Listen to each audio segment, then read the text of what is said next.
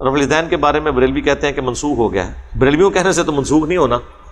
دیکھیں یہ بار بار رونا روتے تھے کہ مکے میں رفع الیدین ہوتا تھا، مدینے میں ختم ہو گیا. تو ہم نے کہا کہ یار جو لوگ حضور کی وفات سے 2-2.5 سال پہلے مسلمان ہو رہے ہیں اور وہ رفع الیدین کی حدیثیں بیان کر رہے ہیں، تو سب سے پہلے تو آپ نے جو صدیوں سے جھوٹ بولا تھا اس سے معافی مانگے.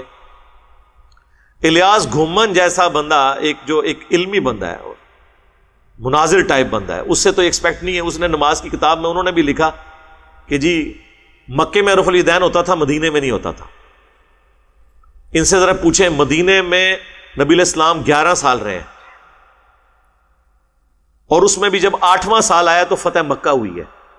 اس فتح مکہ کے بعد جو لوگ مسلمان ہوئے ہیں وہ حدیثیں روایت کر رہے ہیں رفع الیدین کی.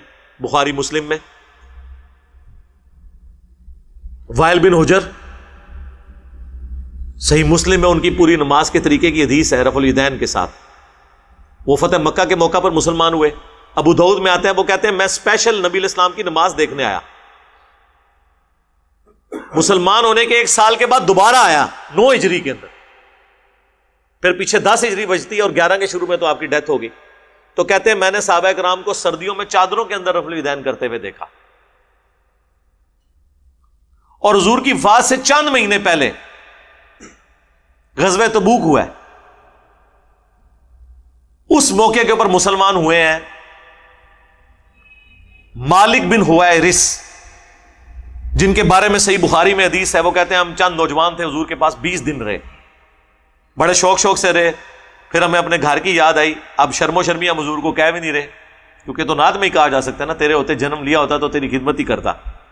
ہمارے گھر کی یاد ہمیں ستانے لگی، تو حضور نے ہمیں جب دیکھا نا بس ان کا اب شوق پورا ہو گیا، تو حضور نے ہمیں خود ہی کہا کہ ٹھیک ہے واپس جاؤ اور جا کے تم جو ہے وہ نماز کو قائم رکھنا. اور فرمایا سلو کما رأیتمونی اصلی، اور دیکھنا نماز جس طرح مجھے پڑھتے ہوئے تم نے 20 دنوں میں دیکھا ہے نا، اس طرح ہی تم نے نماز پڑھنی ہے. غزوہ تبوک کے موقع پر یہ مسلمان ہو رہے ہیں. اور بخاری اور مسلم دونوں میں موجود ہے کہ مالک بن حویرث رکوع میں جاتے وقت اور رکوع سے اٹھتے وقت رفع الیدین کے ساتھ نماز تعلیم کرتے تھے تابعین کو، اور جلسہ استراحت تعلیم کرتے تھے. ہر طاق رکعت میں بیٹھ کے اٹھتے تھے، صحیح بخاری میں آتا ہے. اور کہتے تھے میں نے نبی علیہ السلام کو اس طرح نماز پڑھتے ہوئے دیکھا ہے. جو بندہ حضور کی وفات سے چند مہینے پہلے مسلمان ہو کے 20 دن تک حضور کے ساتھ رہا ہے، نماز پڑھتے ہوئے دیکھا ہے. اب آپ کہیں گے کہ مکے میں رفع الیدین ہوتا تھا، مدینے میں نہیں ہوتا تھا. یہ تو مدینے کے بھی 9ویں 10ویں سال کی بات ہو رہی ہے.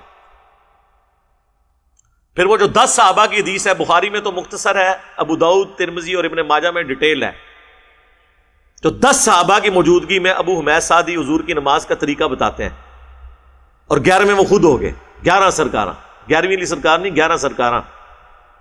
تو وہ صحابہ کہتے ہیں کہ تم تو بڑے تھوڑا عرصہ حضور کی صحبت میں رہے ہو، تم تو بالکل اینڈ میں مسلمان ہوئے ہو، تم ہمیں نماز کا طریقہ بتاؤ گے؟ تو انہوں نے کہا میں نماز پڑھ کے بتاتا ہوں، اگر نماز کا طریقہ میرا صحیح ہوا تو تم تصدیق کر دینا. اینڈ پہ تمام صحابہ نے کہا کہ واقعی نبی علیہ السلام اسی طرح نماز پڑھا کرتے تھے. اور اس میں جملہ بولتا ہوں اپنی وفات تک. وہ کہتے ہیں وفات کا لفظ نہیں ہے، وفات کا لفظ اس میں امپلائڈ ہے. جب حضور کی وفات کے 30 سال کے بعد 10 صحابہ کی موجودگی میں ایک 11ویں صحابی جو اینڈ پہ مسلمان ہوئے وہ نماز کا طریقہ رفع الیدین کے ساتھ سکھائیں، تو 30 سال سے تو وہ خود بھی پھر اسی طریقے سے پڑھ رہا ہے نا. اس نے وہ طریقہ تو نہیں بتانا جو منسوخ ہو چکا ہے، وہی بتانا ہے نا. اور دوسروں نے بھی نہیں کہا کہ جی حضرت یہ تو آپ نے طریقہ جو سکھایا آپ نے تو ٹائم ہی ضائع کیا ہے، منسوخ ہو گیا ہے، ایسے بت رکھ کے آندے سن. اب وہ بتوں والی بات سے بھی منکر ہو گئے ہیں. کہتے ہیں جی ہم نے تو کبھی نہیں کہا. مزے بھی لیتے رہے اس جھوٹ کے.